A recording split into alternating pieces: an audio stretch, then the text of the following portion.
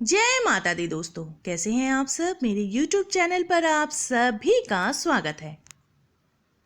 महालक्ष्मी व्रत राधा अष्टमी से शुरू होता है और ये व्रत अश्विन माह के कृष्ण पक्ष की अष्टमी तिथि तक चलता है। अष्टमी तिथि को महालक्ष्मी व्रत का समापन किया जाता है।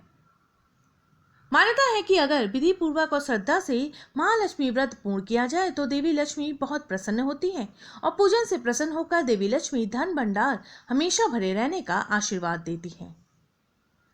महालक्ष्मी के इस व्रत को 16 दिनों तक रखा जाता है, लेकिन अगर ऐसा संभव ना हो तो व्यक्ति को पहले 8वें और अंतिम दिन का व्रत रखना चाहिए।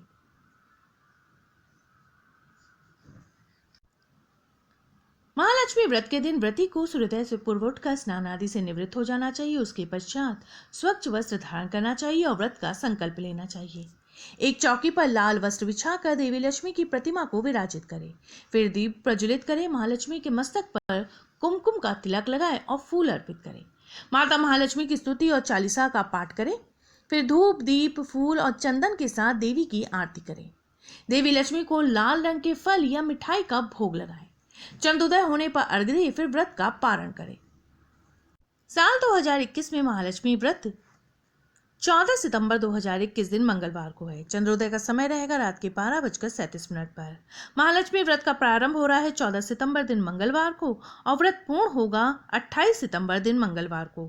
अष्टमी तिथि का प्रारंभ हो रहा है 13 सितंबर की दोपहर 3:10 पर और समाप्ति होगी 14 सितंबर की दोपहर 1:09 पर।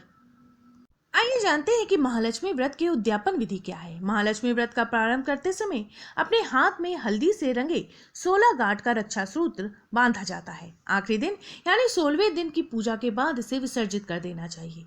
16वें दिन महालक्ष्मी व्रत का उद्यापन होता है। उस दिन पूजा में माता लक्ष्मी की प्रिय वस्तुएं रखी जाती है। उद्यापन के समय 16 वस्तुओं का दान करना शुभ माना जाता है।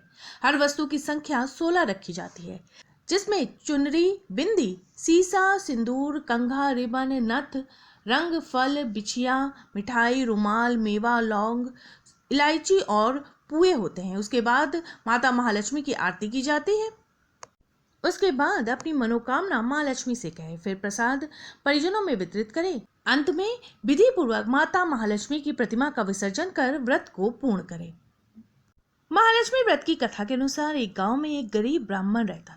वह नियमित रूप से जगत के पालनहार विष्णु भगवान की आराधना करता था। उसकी पूजा भक्ति से प्रसन्न होकर उसे भगवान श्री विष्णु ने दर्शन दिए और ब्राह्मण से वर मांगने के लिए कहा। तब ब्राह्मण ने लक्ष्मी जी का निवास अपने घर में होने की इच्छा जाहिर की।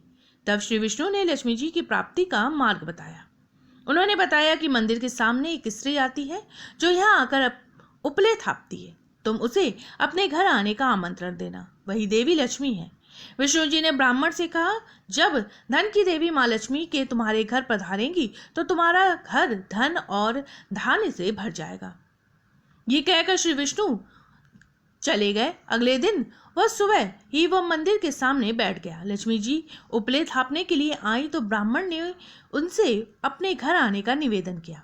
ब्राह्मण की बात सुनकर लक्ष्मी जी समझ गई कि ये सब विष्णु जी के कहने से हुआ है। लक्ष्मी जी ने ब्राह्मण से कहा कि मैं चलूंगी तुम्हारे घर, लेकिन इसके लिए पहले तुम्हें महालक्ष्मी व्रत करना होगा। 16 दिनों तक व्रत करने और 16वें दिन रात्रि को चंद्रमा को अर्घ देने से तुम्हारा मनोरथ पूरा होगा। ब्राह्मण ने देवी के कहे अनुसार व्रत और पूजन किया और देवी को उत्तर दिशा की ओर मुंह करके पुकारा। उसके बाद देवी लक्ष्मी ने अपना वचन पूरा किया और मान्यता है कि इसी दिन से इस व्रत की परंपरा शुरू हुई थी।